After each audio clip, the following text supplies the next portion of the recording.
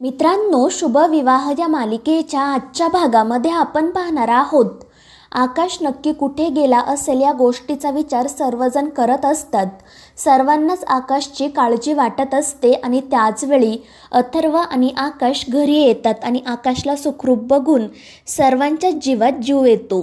भूमी त्या दोघांना विचारते की तुम्ही नक्की कुठे गेला होता आणि तुमच्या कपाळावर हा गंध कशाचा आहे। त्यावर आकाश म्हणतो की सायकल राणी, आज अथर्व दादाने मला एक गंमत दाखवली आणि तो सर्वांना सांगतो की अथर्व दादा आणि मी वारी बघायला गेलो होतो।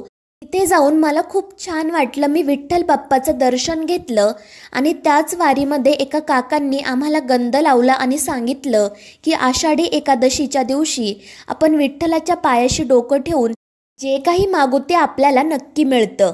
आणि आकाशने सांगितलेली ही सर्व गोष्ट ऐकून आजी, मनू आणि भूमीला खूप आनंद होतो।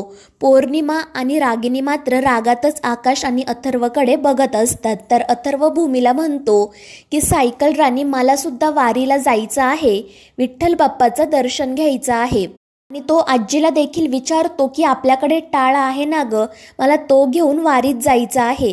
त्यावर भूमी त्याला समजवण्याचा प्रयत्न करते की विठ्ठल बाप्पाचं मंदिर आपल्या घरापासून खूप लांब आहे आणि तिथपर्यंत जायला खूप वेळ लागतो आणि वारीमध्ये जायचं असेल तर आपल्याला पायी जावं लागतं।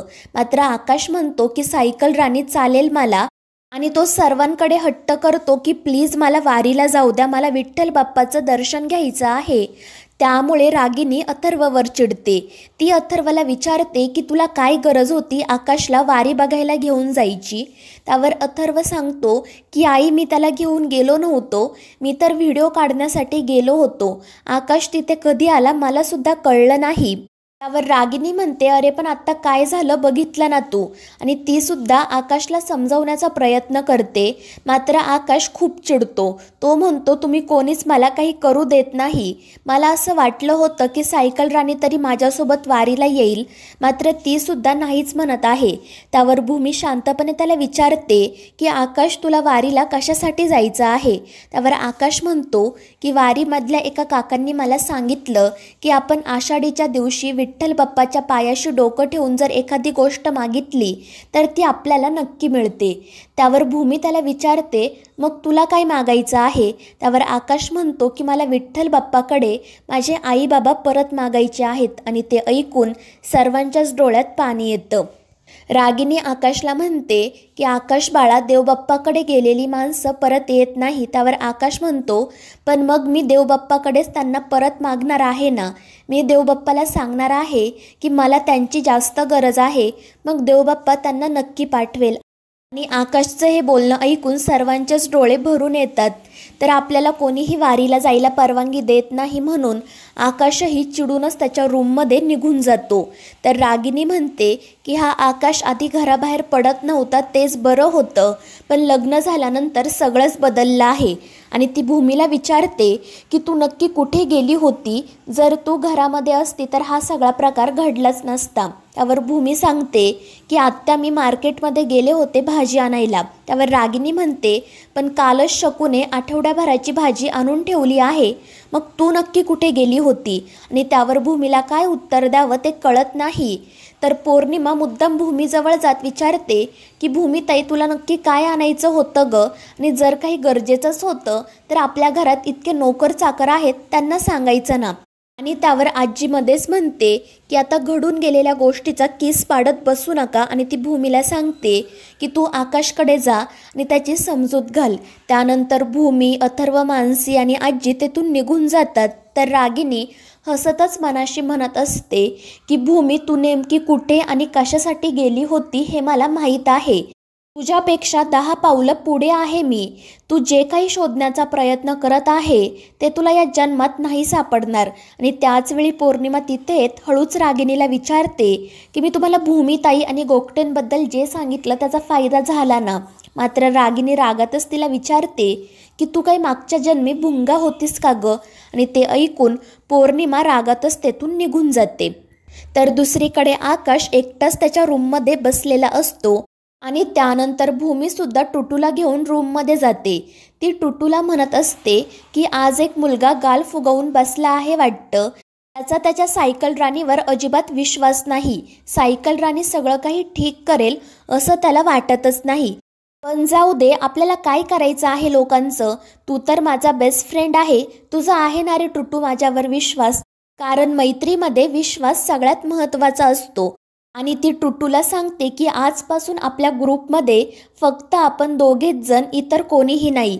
आणि ते ऐकून आकाश नाराज होतो आणि त्यानंतर तो भूमीला मिठी मारतो. तो म्हणतो की सायकल राणी, मला पण तुमच्या ग्रुपमध्ये घ्या ना. आत्तापर्यंत तर आपण तिघे जण होतो ना, मग आत्ता तुम्ही दोघेच का? मला पण तुमच्या ग्रुपमध्ये यायचं आहे. आणि आकाशचं हे बोलणं ऐकून भूमीला हसू येतं. त्यानंतर ती आकाशला विचारते की गेला ना आता तुझा राग? त्यावर आकाश म्हणतो की सायकल राणी, मला राग आलाच नव्हता, पण वाईट वाटलं होतं. कारण मी काहीही विचारलं तरी मला घरचे सगळे नाहीच म्हणतात. आणि त्यावर भूमी त्याला शांतपणे समजवण्याचा प्रयत्न करते की विठ्ठल बाप्पाचं मंदिर आपल्या घरापासून खूप लांब आहे. तिथे जाण्यासाठी खूप वेळ लागतो. आणि आषाढी एकादशी तर उद्याच आहे. मग आता तूच मला सांग की इतक्या कमी वेळात आपण विठ्ठल बाप्पाचं दर्शन घ्यायला कसं जाणार? आणि ते ऐकून आकाश विचारात पडतो. तो भूमीला विचारतो, मग आता काय करायचं सायकल राणी? त्यावर भूमी म्हणते की जेव्हा आपल्याला देवबाप्पाजवळ जाता येत नाही तेव्हा त्यालाच आपल्याजवळ बोलावून घ्यायचं. त्यावर आकाश विचारतो, म्हणजे नक्की काय करायचं? त्यावर भूमी त्याला सांगते की आता तू डोळे मिट आणि विठ्ठल विठ्ठल असं म्हणत राहा. आणि त्यावर आकाश लगेच डोळे मिटतो आणि विठ्ठलाचं नामस्मरण करू लागतो. आणि त्यानंतर रात्री भूमी आणि मानसी दुसऱ्या दिवशीच्या उपवासाच्या फराळाची तयारी करत असतात. आणि त्याच वेळी रघु काका तिथे येतात. ते भूमीला सांगतात की मालकीनबाई, आकाश बाबा त्यांच्या रूममध्ये नाहीत. आणि ते ऐकून भूमीला धक्काच बसतो. आकाश नक्की कुठे गेला असेल याच गोष्टीचा विचार ती करत असते. आणि त्यानंतर सर्वजण आकाशला शोधत टेरेसवर येतात. आणि त्या ठिकाणी आकाश विठ्ठलाचं नामस्मरण करत बसलेला असतो. आणि त्याला विठ्ठलाचं नामस्मरण करताना बघून सर्वांनाच खूप कौतुक वाटतं. तर आकाशला विठ्ठलाचं नामस्मरण करत असताना त्याच्या बाबांचा भास होतो. त्याला लहानपणीचा एक प्रसंग आठवतो. त्यानंतर भूमी त्याला म्हणते की आकाश, डोळे उघड. बघ, सर्वजण किती कौतुकाने तुझ्याकडे बघत आहेत. त्यामुळे आकाश सावकाशपणे डोळे उघडतो. आणि सर्वांना त्या ठिकाणी बघून त्याला खूप आनंद होतो. तो भूमीला सांगतो की सायकल राणी, बाबा आले होते. आणि ते ऐकून सर्वांनाच धक्का बसतो. भूमी त्याला विचारते की तुला स्वप्न पडलं होतं का? त्यावर आकाश म्हणतो, नाही सायकल राणी, स्वप्न तर आपल्याला झोपल्यानंतर पडताना, पण बाबा इथे खरोखर आले होते. आणि ते ऐकून अभिजित आणि रागिणीला तर धक्काच बसतो.